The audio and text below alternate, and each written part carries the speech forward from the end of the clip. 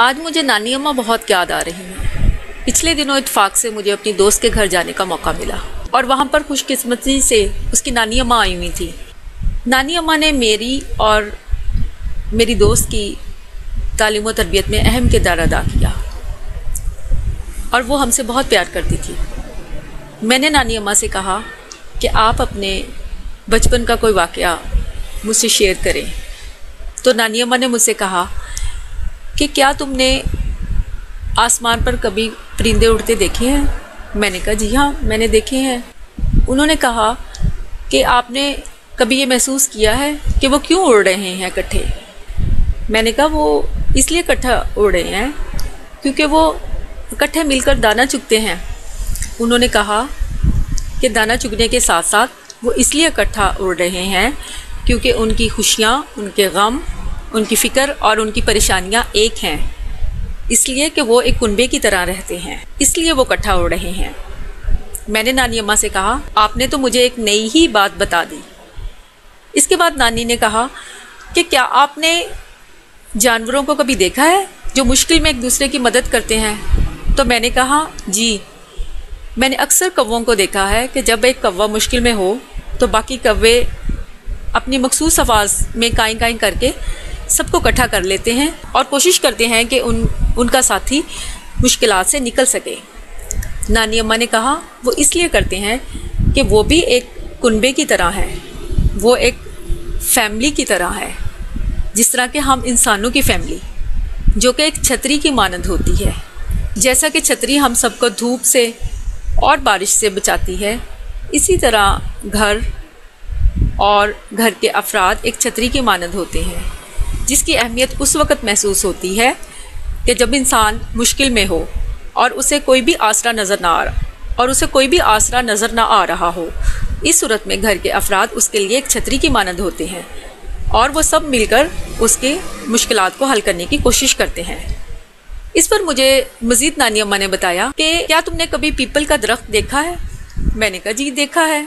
उन्होंने कहा कि दरख्त की हर शाख अलहदा होती है और हर शाख पर हर पत्ता अलग एक हैसियत रखता है, लेकिन वो सब मिलकर, यानी कि वो तमाम पत्ते और तमाम शाखें मिलकर एक दरख्त कहलाएंगी और वो दरख्त पीपल का दरख्त कहलाएगा। इसी तरह घर के तमाम अफराद मिलकर एक कुनबा कहलाते हैं और कुनबा उसे कहते हैं जब एक बच्चा अपने माँ बाप, अपने नाना नानी या दादा दादी, फुफ्फो, ताया ताई, चाचा चाची या खाला और मामू के साथ इकट्ठे एक घर में रहे और उस घर का एक सरबराह हो जो कि उनके लिए सोचता हो और उनके तमाम मसाइल को हल करने की कोशिश करे, इसे कुनबा कहते हैं।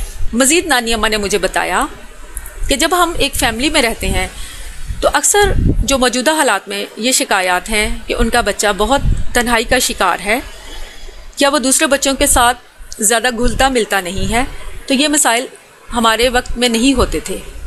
हमारे यहाँ तमाम ताया ताई, चाचा चाची और सगे बहन भाई, हमारे यहाँ ताया ताई के बच्चे, चाचा चाची के बच्चे, हम सब एक ही घर में रहते थे और किसी को भी ये एहसास नहीं होता था कि वो तन्हा है, बल्कि सब एक छत के नीचे बहुत सुकून के साथ और खुशी के साथ अपना वक्त गुजारते थे। हर फर्द दूसरे फ़र्द के साथ ना सिर्फ अपनी खुशियाँ बल्कि अपनी तकालीफ को भी शेयर करता था और अगर किसी को 1-5 पैसे भी मिल जाते थे तो वो भी कोशिश करता था कि अपने बहन भाइयों के साथ मिलकर खर्च करे और अगर किसी ने खाने की कोई चीज़ दे देनी तो उसको भी हम एक दूसरे के साथ बांटकर और तकसीम करके और उसको हम आपस में एक दूसरे के साथ बांटते थे और कोई भी अलग महसूस नहीं करता था।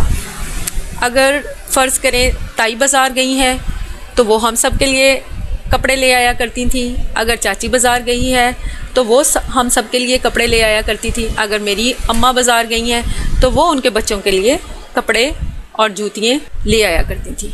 यानी कि हर फ़र्द दूसरे के साथ हर चीज़ को शेयर करता था।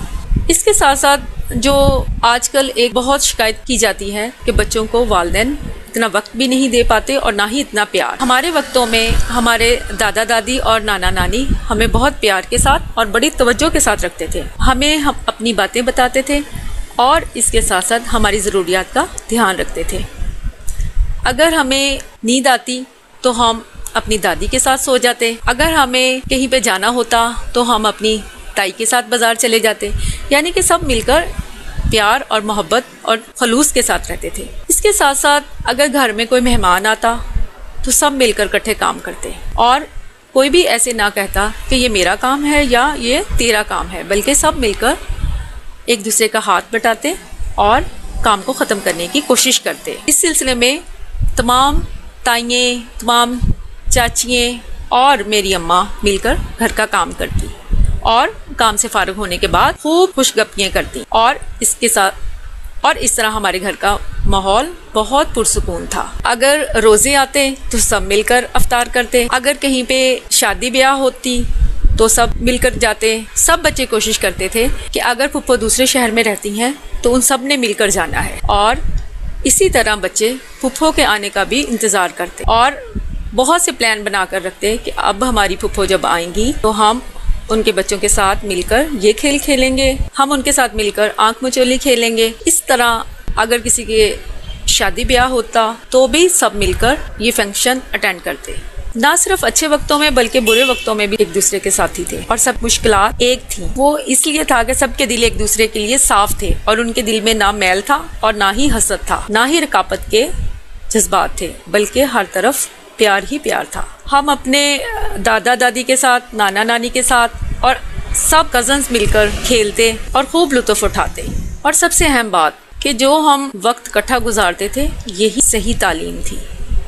उस वक़्त किताबें तो नहीं थी, लेकिन असल तालीम और तरबियत जो कि हमारे दादा दादी और नाना नानी की ज़िंदगी के कई सालों का निचोड़ थी, वो हम हासिल कर पाते थे और उनकी तवज्जो और उनकी मोहब्बत हम सबको मिलती थी। और सबसे अहम बात कि हमारे अंदर दुनिया को फेस करने की तरबियत मौजूद थी। यानी कि हमको अगर ज़िंदगी में बहुत से मसाइल पेश आते तो हम उन मसाइल को अच्छी तरह हल कर सकते थे। ये नहीं था कि हम एहसास कमतरी का शिकार थे या हमारे अंदर खुद एतमादी की कमी थी, बल्कि हम एतमाद के साथ अपनी बात दूसरों तक कहते थे। हम कभी अपनी बात चाची को कहते, कभी हम अपनी बात ताई को कहते और वो हमारे मसाइल को हल करने में हमारी मदद करती थी। और यही असल तालीम थी और यही असल तरबियत थी। इसके बाद नानी थोड़ी देर के लिए चुप हो गई। मैंने नानी की बातों को बहुत एंजॉय किया और उसके साथ साथ मैंने ये महसूस किया कि क्या आज भी ये हालात हैं, क्या आज भी हमारे बच्चे ऐसा ही अपना वक्त गुजार रहे हैं। आप ज़रा सोचिएगा